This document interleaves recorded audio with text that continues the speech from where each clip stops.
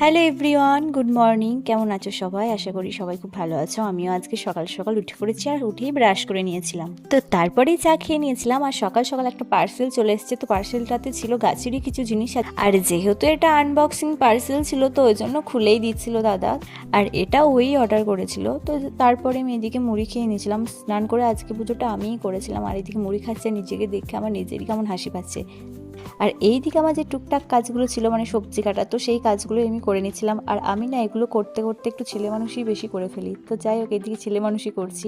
আর তারপরেই দুপুরের দিকে ভাত খেয়ে উপরে চলে এসেছি। আর এই বোতলটা কিনে আমার বেশ ভালোই হয়েছে, মজা লাগছে জল খেতে। আর আমি জলটাও বেশ ভালো পরিমাণেই খাচ্ছি। তো যাই হোক, সন্ধে হয়ে গেছে, তো আমি এখন সন্ধে দিয়ে দিয়েছিলাম। তারপরে এদিকে দেখছি মা বেগুনি ভাজছে, তো সেটাই দেখছিলাম দাঁড়িয়ে দাঁড়িয়ে। তারপর মুড়ি খেয়ে নিয়েছিলাম। আমার এই সমস্ত চপ, বেগুনি, চানাচুর এসব খেতে বেশ ভালোই লাগে। অনেক দিন ধরে নেল পলিশ পরা হয়নি, তো ওই জন্য আমি একটু নেল পলিশ পরে নিচ্ছি।